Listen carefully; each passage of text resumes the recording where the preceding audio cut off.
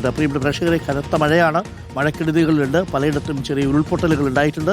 ചിലയിടങ്ങളിൽ വീടുകളിലും കടകളിലും വെള്ളം കയറിയിട്ടുണ്ട്. കോട്ടയത്തും ഇടുക്കിയിലുമാണ് മണ്ണിടിച്ചിൽ രൂക്ഷമായത്.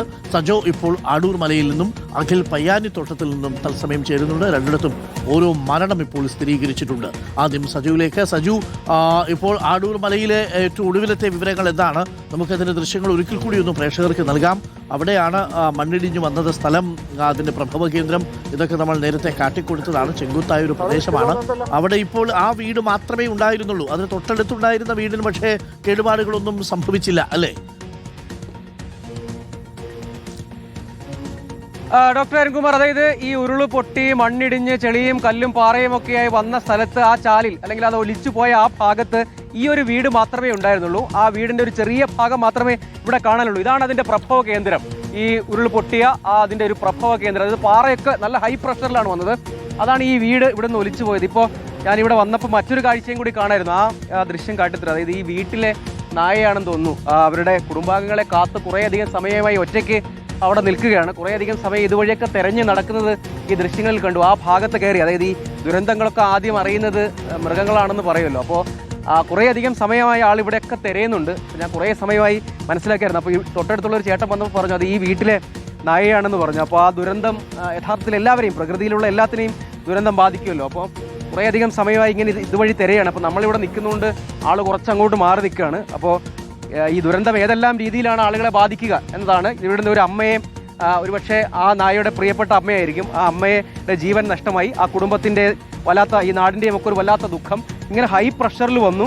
ഇപ്പോൾ ഇങ്ങോട്ടേക്ക് ഒലിച്ച്, ഇത് ഒരു കിഴക്കാൻ തൂക്കായ അതീവ ദുർഘടമായ ഒരു പ്രദേശമാണ്. ഇവിടെ എത്തിപ്പെടാൻ തന്നെ വലിയ പാടാണ്. താഴേക്ക് നമ്മൾ നോക്കിയാൽ കാണാം, താഴേക്ക് ഒരു 400 മീറ്റർ താഴെ നിന്നാണ് അമ്മയുടെ മൃതദേഹം കണ്ടെത്തിയത്. ഇവിടെ രവി എന്ന ആളും മകൻ രതീഷും ഒപ്പം ഈ അമ്മ സുമതിയുമായിരുന്നു ഉണ്ടായിരുന്നത്. രതീഷ് യഥാർത്ഥത്തിൽ പുറത്തേക്ക് തെറിച്ചുപോയി ആ ഭാഗത്ത് കുടുങ്ങി കിടക്കുകയായിരുന്നു. നമുക്ക് ആ ദൃശ്യങ്ങളുടെ സ്ലാബ് കാണാം. അവിടെ കുടുങ്ങി കിടക്കായിരുന്നു. പിന്നീട് വന്ന ആളുകളാണ് അദ്ദേഹത്തെ പുറത്തെടുത്ത് കൊണ്ടുപോയത്. രവി എന്നാൽ കുറച്ച് അപ്പുറത്തായിരുന്നു, അദ്ദേഹം സേഫ് ആയിരുന്നു. അദ്ദേഹത്തെയും പുറത്തേക്ക് കൊണ്ടുപോയി രക്ഷപ്പെടുത്തി. ഇനിയിപ്പോൾ നമുക്ക് ഈ ദൃശ്യങ്ങളിലേക്ക് പോയാൽ ഇവിടെ 2 ഭിത്തി മാത്രമാണ് കാണുന്നത്.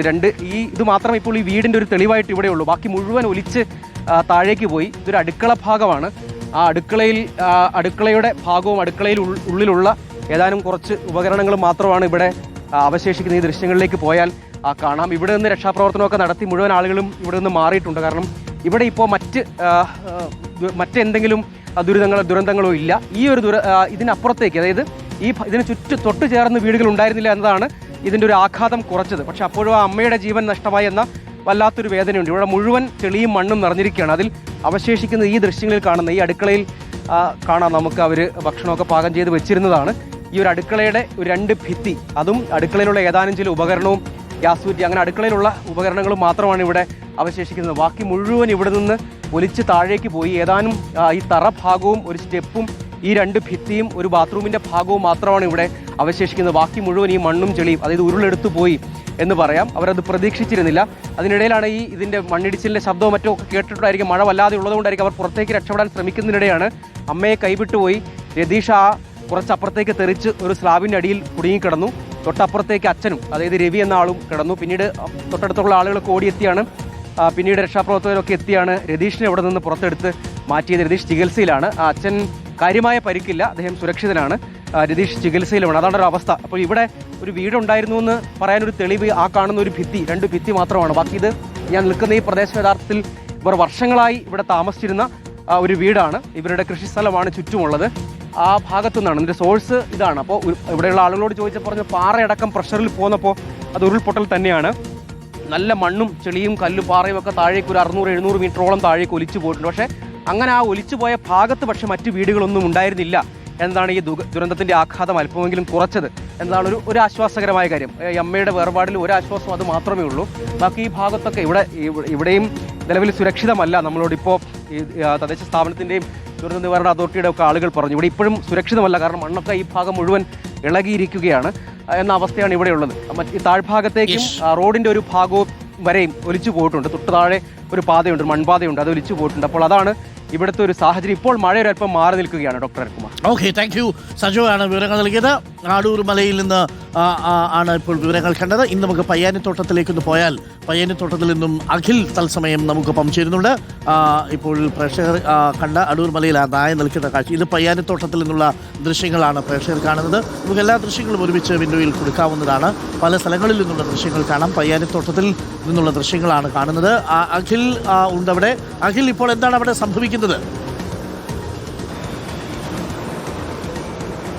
ഡോക്ടർ അരുൺകുമാർ, നമുക്ക് ആ ദൃശ്യങ്ങളിൽ തന്നെ കാണാൻ സാധിക്കും. അതായത് ഇപ്പോൾ ഈ മൺകൂന പോലെ കിടക്കുന്ന ഈ പ്രദേശത്താണ് മുൻപ് ഈ ജോണിയുടെ വീട് ഉണ്ടായിരുന്നു എന്നുള്ളതാണ്. ഇതിനടിയിലാണ് ഇപ്പോൾ റെജീന ഉള്ളത്. റെജീനയ്ക്കായുള്ള തിരച്ചിൽ ഇപ്പോഴും തുടരുകയാണെന്നുള്ളതാണ്. എവിടെയാണെന്ന് കൃത്യമായ ഒരു ഏത് ഭാഗത്താണെന്ന് പോലും കണ്ടെത്താൻ കഴിയുന്നില്ല. രാവിലെ മണിക്കൂറുകൾ നീണ്ട തെരച്ചിലൊടുവിലായിരുന്നു ജോസഫിൻ എന്ന പറയുന്ന മകനെ, റെജീനയുടെ മകനെ കണ്ടെത്താൻ കഴിഞ്ഞിരുന്നത്. റെജീനയും മകനും മാത്രമായിരുന്നു ഈ അപകടം നടക്കുന്ന സമയത്തുണ്ടായത്. ഇന്നലെ രാത്രി ഒരു 1:30-2 മണിയോടുകൂടിയാണ് ഈ അപകടം ഉണ്ടാകുന്നത്. തൊട്ട് മുകളിലെ ഭാഗത്തുനിന്നും, നമ്മുടെ ആദ്യ ഘട്ടത്തിൽ കാണിച്ച ഏറ്റവും മുകളിലെ ഭാഗത്തുനിന്നും അവിടെ നിന്നും പൂർണ്ണമായും മണ്ണ് താഴേക്ക് ഒലിച്ചു വന്ന ഈ വീടിന് മുകളിലേക്ക് വീഴുകയായിരുന്നു.